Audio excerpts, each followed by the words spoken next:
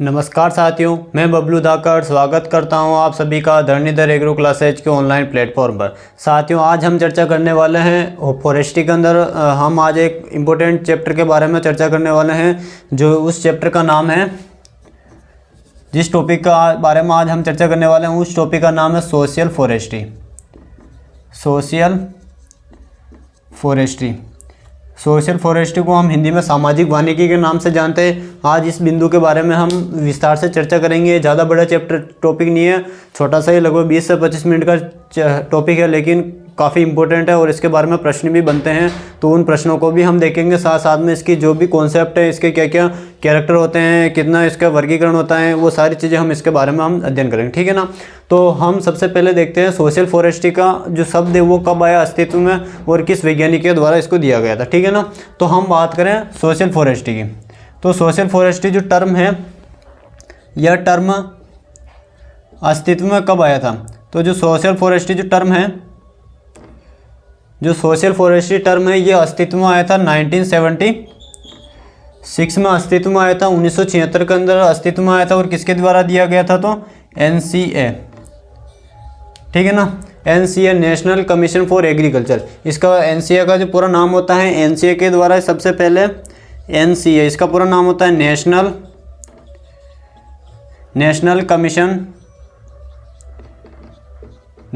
Commission for agriculture. National commission for agriculture, या हिंदी में हम कह सकते हैं राष्ट्रीय कृषि, और आयोग का अर्थ होता है, सॉरी, कमीशन का अर्थ क्या होता है, आयोग, ठीक है ना।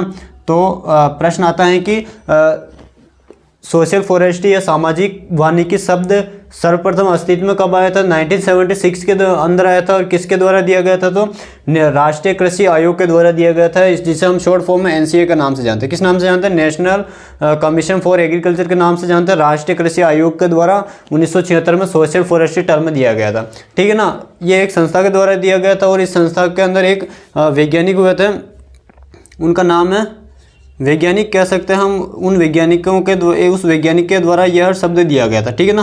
ठीक है ना। अगर संस्था पूछी जाए तो संस्था का नाम हो जाएगा NCA, और अगर वैज्ञानिक का नाम पूछा जाए तो वैज्ञानिक का नाम हो जाएगा JC वेस्ट्रोबी। वैज्ञानिक का नाम क्या हो जाएगा, JC वेस्ट्रोबी वैज्ञानिक हो जाएंगे। इनके द्वारा हमारे सोशल फॉरेस्ट्री टर्म दिया गया था। तो ये इसका इतिहास है, किसका, सोशल फॉरेस्ट्री टर्म किसके द्वारा दिया गया था। तो सोशल फॉरेस्ट्री टर्म में हमारा NCA के द्वारा दिया गया था, 1976 में अस्तित्व में आया था ये हमारे। और NCA का पूरा नाम होता है राष्ट्रीय कृषि आयोग, नेशनल कमीशन फॉर एग्रीकल्चर। और अगर वैज्ञानिक पूछा जाए तो वैज्ञानिक हो जाएंगे JC वेस्ट्रोबी, ठीक है ना। ये तीनों चीज़ें याद रखना, ईयर किस संस्था के द्वारा दिया गया था और वैज्ञानिक का नाम हो जाएगा JC वेस्ट्रोबी, ठीक है ना। इससे 3 प्रश्न ये हमारे कंप्लीट होते हैं। और न्यू टाइप के अंदर जो मेनली पूछा जाता है वो इन्हीं में से पूछा जाता है कि सामाजिक फॉरेस्ट्री या सामाजिक वानिकी शब्द किसके द्वारा दिया गया था, कब दिया गया था और किस संस्था के द्वारा दिया गया था, इतना हमको पता होना चाहिए। इसका फटाफट से आप स्क्रीनशॉट लीजिए, उसके बाद में हम आगे चर्चा करते हैं। फटाफट से स्क्रीनशॉट लीजिए, उसके बाद हम इसमें आगे देखते हैं कि सोशल फॉरेस्ट्री की डेफिनेशन क्या होती है। तो सोशल फॉरेस्ट्री की हम डेफिनेशन की बात करें यदि साथियों, तो यहाँ पर सोशल फॉरेस्ट्री का अर्थ क्या होता है, तो हिंदी अर्थ होता है यहाँ पर सामाजिक वानिकी। सामाजिक, अब जहाँ पर भी सोशल शब्द आ जाता है, जहाँ पर भी सोशल शब्द आ जाता है उसे हम किससे रिलेट करते हैं, तो कम्युनिटी से रिलेट करते हैं। यानी कि या तो अर्बन कम्युनिटी हो जाएगी या फिर वो रूरल कम्युनिटी हो जाएगी। यानी कि जितने भी हमारे समुदाय होते हैं उन समुदाय को हम किसके अंदर इंक्लूड करते हैं, सामाजिक या समाज के अंदर उसको इंक्लूड करते हैं, ठीक है ना। तो इसकी डेफिनेशन क्या हो जाएगी, तो इसकी डेफिनेशन हो जाएगी, जब वन का उपयोग या यूटिलाइजेशन, जब जो वन होता है, वन का उपयोग या वन का यूटिलाइजेशन जो वन होते हैं, जब वन का उपयोग या वन का यूटिलाइजेशन किनके द्वारा किया जाता है, वन का उपयोग ग्रामीण व शहरी, जब वन का उपयोग ग्रामीण व शहरी समुदाय के द्वारा, या हम कह सकते हैं रूरल एवं अर्बन कम्युनिटी के द्वारा कम्युनिटी, ठीक है ना। तो जब वन का क्या होता है, जो यूटिलाइजेशन होता है वो किसके द्वारा किया जाता है, ग्रामीण या शहरी समुदाय, रूरल या अर्बन कम्युनिटी के द्वारा किया जाता है, के द्वारा किया जाता है, समुदाय के द्वारा किया जाता है, के द्वारा किया जाता है, वह उससे वे अपनी आवश्यकता की पूर्ति करते, वे अपनी आवश्यकता, वे उससे अपनी आवश्यकता की पूर्ति करते हैं। जब वन का उपयोग, वन का यूटिलाइजेशन, फॉरेस्ट का यूटिलाइजेशन किनके द्वारा, ग्रामीण शहरी समुदाय के द्वारा किया जाता है, रूरल अर्बन कम्युनिटी के द्वारा किया जाता है, और उससे वे अपनी क्या कर आवश्यकताएं की पूर्ति करते हैं। ऐसी वानिकी को हम क्या कहते हैं, सामाजिक वानिकी के नाम से जानते हैं। किस नाम से जानते हैं, ऐसी वानिकी को हम क्या कहते हैं, सामाजिक वानिकी कहते हैं। तो आपको समझ में आ गया होगा कि सामाजिक वानिकी या सोशल फॉरेस्ट्री किसे कहते हैं, ठीक है ना। तो इसमें 3 शब्द याद रखना। एक तो हो जाएगा इसमें, ये हो जाएगा यूटिलाइजेशन, किसका यूटिलाइजेशन कर रहे हैं, तो फॉरेस्ट का कर रहे हैं। कौन कर रहे हैं, तो ग्रामीण कर रहे हैं, शहरी कम्युनिटी कर रही है, ठीक है ना। और किसके लिए कर रहे हैं, तो अपने जो भी उनकी जो भी नीड्स हैं। अगर हम बात करें ग्रामीण समुदाय की क्या क्या नीड्स होती है, आवश्यकता क्या होती है, तो पहले उनको जलाने के लिए लकड़ी चाहिए होती है। दूसरा, पशुचारण के लिए उनको इसमें घासों की नींद की आवश्यकता होती है। नंबर 3 बात करें, उनको कुछ ये अपना हम कह सकते हैं मनोरंजन के लिए कुछ साधन चाहिए होते हैं, तो वो उनके ग्रामीणों की आवश्यकता हो जाती है। शहरी क्षेत्रों की बात करें तो शहरी क्षेत्रों को किन की आवश्यकता होती है, पहला होता है सुंदरता के लिए इनको चाहिए होता है फॉरेस्ट।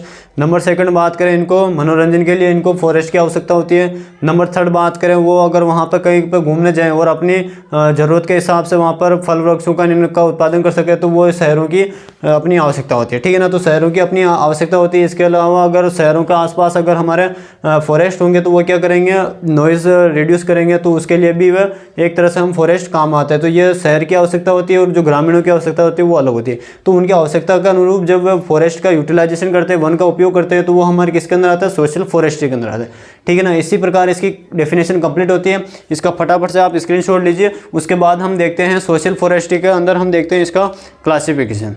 जो सोशल फॉरेस्ट्री उसका क्लासिफिकेशन देखते हैं हम। या इससे पहले हम एक स्टेटमेंट देखते हैं। सोशल फॉरेस्ट्री के लिए एक स्टेटमेंट दिया गया है, कॉन्सेप्ट दिया गया है। वो कॉन्सेप्ट सबसे ज़्यादा इंपॉर्टेंट है। हम बात करते हैं सोशल फॉरेस्ट्री के लिए जो दिया गया कॉन्सेप्ट या परिकल्पना, कॉन्सेप्ट या इसके लिए कौन सी परिकल्पना दी गई है।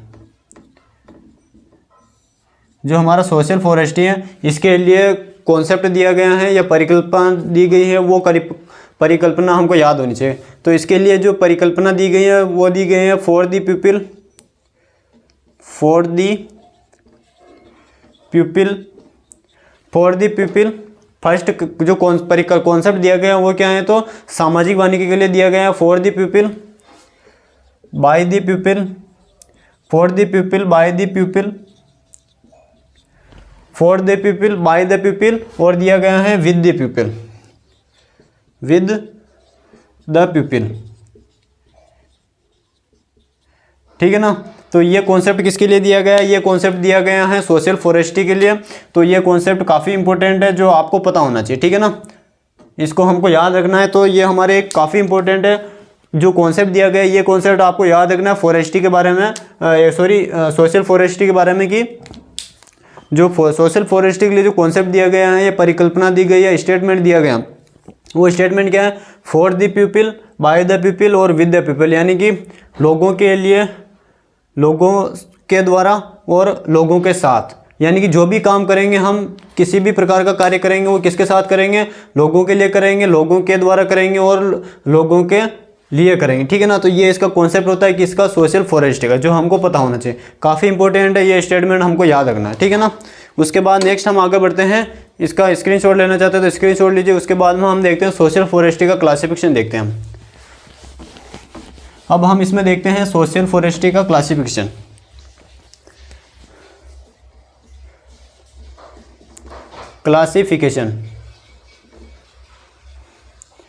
सोशल फॉरेस्ट्री का क्लासिफिकेशन की बात करें तो जनरली जो सोशल फॉरेस्ट्री का क्लासिफिकेशन है वो अलग अलग आधार पर अलग अलग भागों में बांटा गया है, लेकिन इसमें हम मोस्टली हम जो पढ़ने वाले हैं क्लासिफिकेशन वो हम पढ़ेंगे केवल 3 भागों में पढ़ेंगे जो इंपॉर्टेंट है, उसके बारे में हमको पता होना चाहिए। सबसे पहले मैं नाम लिख रहा हूँ, उसके बाद में हम उनके अंदर एक एक चीज़ को देखते चलेंगे कि कौन सा जो वर्गीकरण का आधार है वो क्या कहना चाहता है, उसके अंदर क्या क्या चीज़ें हमको मेंशन करनी है, ठीक है ना।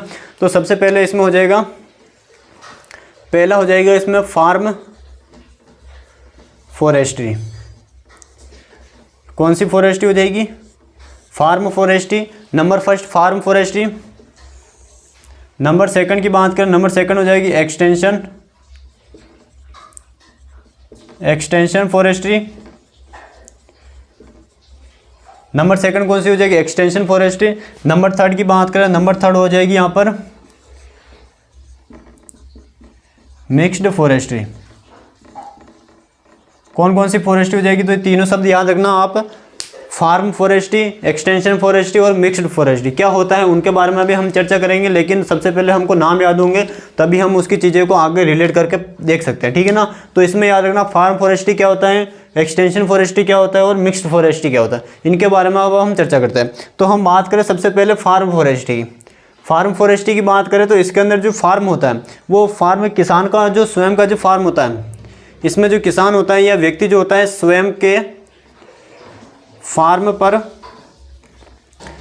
जो जिसका भी फार्म होता है उसी के फार्म पर वो क्या करता है, स्वयं के फार्म पर वह क्या लगाता है, फॉरेस्ट लगाता है, फॉरेस्ट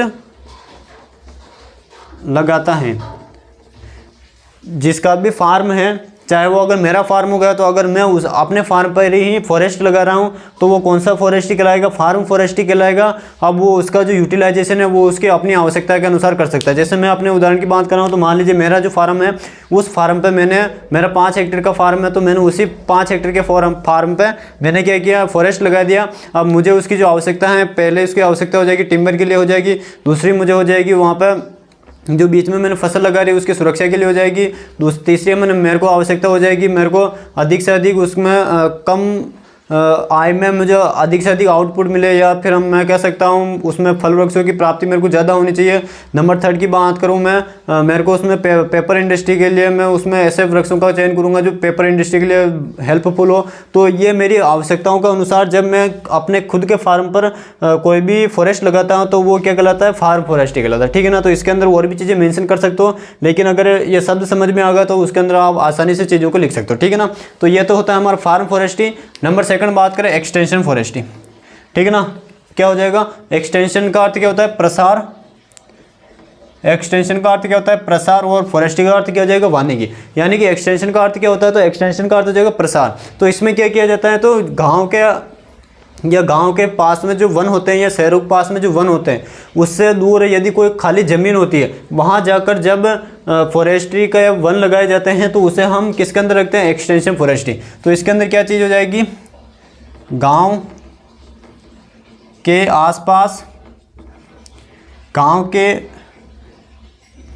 आसपास मौजूद वन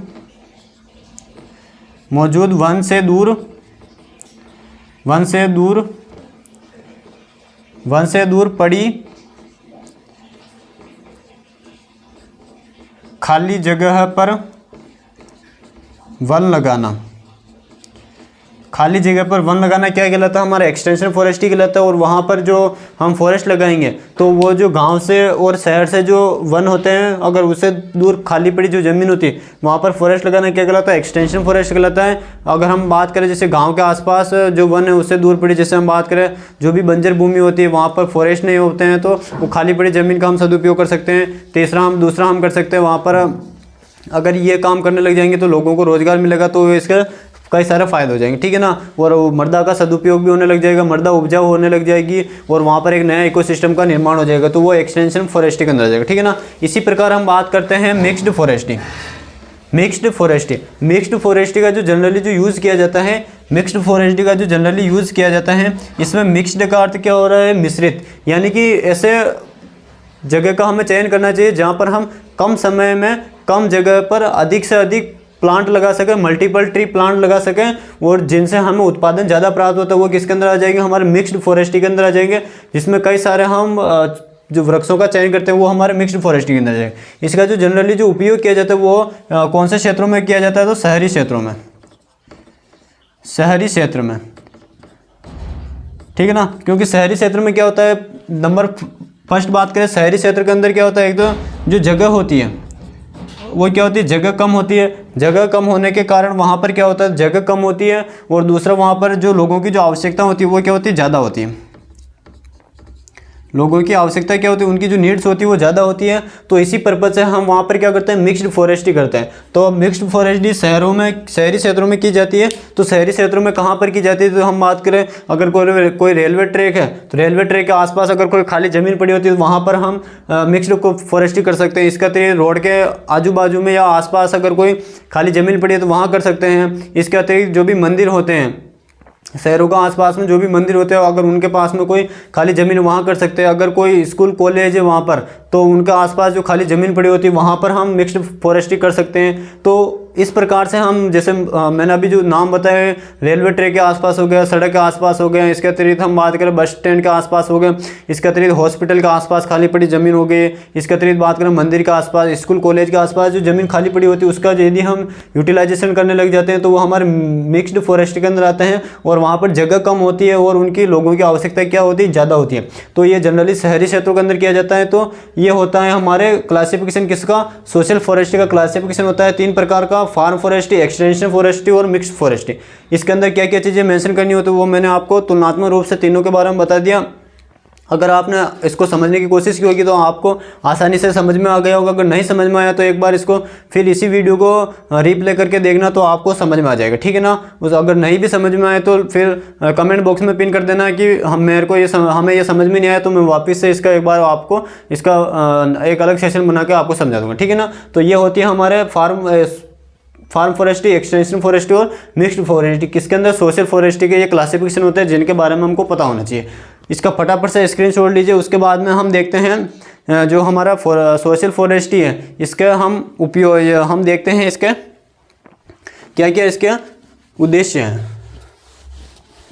क्या क्या इसके उद्देश्य हैं, उसके बारे में हम चर्चा करते हैं। अब हम देखते हैं जो सोशल फॉरेस्ट्री है, इसके हम देखते हैं प्रमुख रूप से उद्देश्य। प्रमुख रूप से इसके उद्देश्य की बात करें तो नंबर फर्स्ट वो इसका जो उद्देश्य क्या हो जाएगा, वो हो जाएगा रोजगार की प्राप्ति। रोजगार की प्राप्ति पहला क्या हो जाएगा, तो रोजगार की प्राप्ति कैसे रोजगार की प्राप्ति होगी। तो जनरली हम जानते हैं अगर गांव के आसपास, शहर के आसपास अगर खाली ज़मीन पड़ी होती है, अगर वहाँ पर हम फॉरेस्ट्री करने लग गए, तो फॉरेस्ट लगाने लग गए तो वहाँ पर लोगों को रोजगार भी मिलेगा। अगर एक बार प्लांट लगा दिए वहाँ पर हमने, तो समय समय पर उनका हम निगरानी करने के लिए भी जाएंगे, उनको पानी पिलाने जाएंगे, उनकी देखरेख करने जाएंगे, उनको अगर कीट लग रहा है तो उनको रोकथाम करेंगे, रोग लग रहा है तो रोकथाम करेंगे, अगर उनमें प्रतिस्पर्धा ज़्यादा हो रही है तो हम उनको कम करेंगे, तो उसका हम सभी प्रकार से देख रेख करेंगे। तो अल्टीमेटली अगर हमने ये फॉरेस्ट भी लगा दिया तो ये मान के चलिए कम से कम 20 से लेकर 50 लोगों को हम रोज़गार दे रहे हैं। तो इसमें क्या होगी, रोज़गार की प्राप्ति ज़्यादा होगी। नंबर सेकंड बात करें हम, पहला तो रोज़गार की प्राप्ति होगी। नंबर सेकंड हो जाएगा इसके अंदर जो भी बंजर भूमि का क्या होगा, सदुपयोग होगा। बंजर भूमि या हम कह सकते हैं जो खाली पड़ी जो ज़मीन होती है, बंजर भूमि या खाली ज़मीन, खाली भूमि का सदुपयोग, जो भी खाली ज़मीन पड़ी है उसका क्या होगा, सदुपयोग होगा। जो इसके बारे में अभी एक हमें इसका एडवांटेज मिलेगा, जो भी बंजर भूमि होगी, खाली भूमि होगी, उसका सदुपयोग होगा। किस प्रकार से सदुपयोग होगा, तो अगर मान लीजिए शहर या गांव के आसपास में अगर कोई खाली ज़मीन पड़ी है तो वहाँ पर पहले क्या होता था, पहले वहाँ पर खरपतवारों की वृद्धि ज़्यादा होती है। खरपतवार क्या करते हैं, रोग और कीटों को सबसे ज़्यादा आश्रय देते हैं। इसके अतिरिक्त हम बात करें अगर कहीं पे अगर खरपतवार की इनकी वृद्धि ज़्यादा हो रही है तो वो मृदा हमारे किसी काम की नहीं रहती, उसका यूटिलाइजेशन भी हम सही तरीके से नहीं कर सकते और उसका इफेक्ट जो होता है जो वो इन्वायरमेंट पर गलत पड़ता है, ठीक है ना, नेगेटिव इफेक्ट पड़ता है। तो अगर हमने उसी भूमि का सदुपयोग करने लगे तो पहले वो हमारे लिए किसी काम की नहीं थी, अब वो हमारे काम के आने लगी तो वहाँ की मृदा उर्वरता में अभी सुधार होगा, वहाँ पर एक नया इकोसिस्टम डेवलप होगा। अगर नया इकोसिस्टम डेवलप होता है तो वहाँ पर जो भी अन्य जो भी प्रजातियाँ होंगी वो उनमें वृद्धि होगी और एक तरह से हम कह सकते हैं जो भी इनकम का हमें सोर्स होगा वो हमें ज़्यादा से ज़्यादा प्राप्त होने लगेगा, ठीक है ना।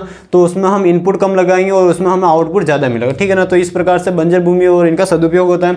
नंबर 3 बात करें हम लोगों की आवश्यकता की पूर्ति, लोगों की आवश्यकता की पूर्ति होगी। लोगों की जो भी आवश्यकता होती है, चाहे वो अब लोगों की आवश्यकता जो होती है वो 2 रूप से हो सकती है। पहला हो सकता है ग्रामीण क्षेत्रों की अलग आवश्यकता की पूर्ति होगी, ग्रामीण क्षेत्र के लिए अलग होगी और शहरी क्षेत्रों के लिए अलग होगी, ठीक है ना। ग्रामीण क्षेत्रों के लिए अलग होगी, शहरी क्षेत्रों के लिए अलग होगी। ग्रामीण क्षेत्रों की बात करें यदि हम, तो ग्रामीण क्षेत्रों के लिए पहला तो क्या होगा, चरागाह के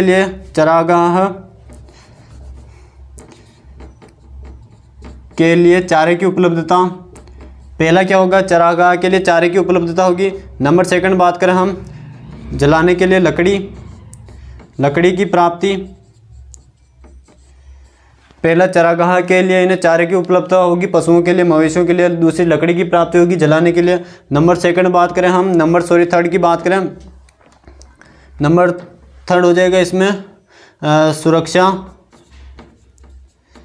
सुरक्षात्मक कार्य स्वतः होने लग जाएंगे। सुरक्षात्मक कार्य स्वतः किस प्रकार से होंगे, अगर मृदा क्या होगी, अगर पहले अगर ज़मीन खाली थी तो वहाँ पर अगर अत्यधिक वर्षा होती थी तो वहाँ पर सॉइल इरोजन जैसी समस्या पैदा होती थी, सॉइल फर्टिलिटी थी उनमें से पोषक तत्व बहकर चले जाते तो वो समस्या भी पैदा होती थी। तो इसमें सुरक्षात्मक कार्य होगा, सॉइल इरोजन कम होगा और जो सॉइल फर्टिलिटी होती है उसमें इंक्रीज होंगे। तो ये हमारे ग्रामीण लोगों की आवश्यकता की पूर्ति हो जाएगी। साथ ही साथ हम बात करें शहरी क्षेत्रों की तो नंबर 1 हो जाएगा इसके अंदर नॉइस, या हम कह सकते हैं अधिक ध्वनि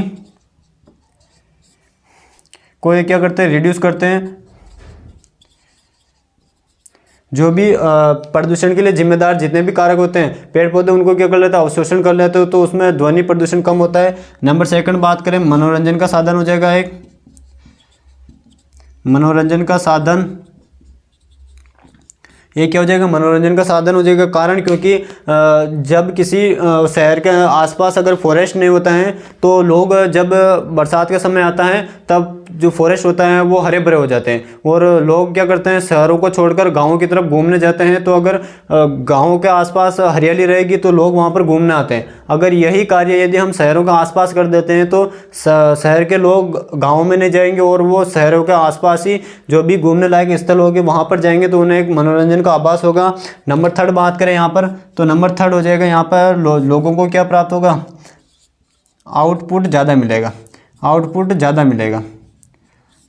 क्या मिलेगा, ज़्यादा मिलेगा। आउटपुट ज़्यादा किस प्रकार से मिलेगा, क्योंकि शहरों के अंदर किसी भी चीज़ की जो डिमांड होती है वो सबसे ज़्यादा होती है, क्योंकि वहाँ पर जो लोग रहते हैं वो ज़्यादा संख्या में रहते हैं और साथ ही साथ में वहाँ पर संसाधन अच्छे होने के कारण जो भी हमें आउटपुट मिलता है फॉरेस्ट से, वो आउटपुट गांव की तुलना में हमें आउटपुट शहरों के अंदर ज़्यादा मिलता है। और अगर आउटपुट ज़्यादा मिलेगा तो हमें अल्टीमेटली हम कह सकते हैं कि जो हमारी आय होगी, इनकम का जो सोर्स होगा वो भी हमें क्या प्राप्त होगा, ज़्यादा प्राप्त होगा।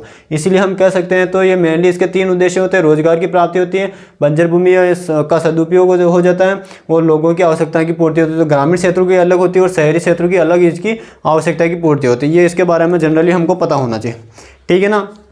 इसी के साथ हमारा जो सोशल फॉरेस्ट्री जो चैप्टर है वो कंप्लीट होता है। सोशल फॉरेस्ट्री के बारे में एक बार फटाफट से 2 मिनट के अंदर हम रिवीजन कर लेते हैं। सबसे पहले टर्म किसने दिया, 1976 के अंदर एनसीए के द्वारा दिया गया। अगर वैज्ञानिक का नाम पूछा जाए तो वो जगह जेसी वेस्टो भी हो जाएगा।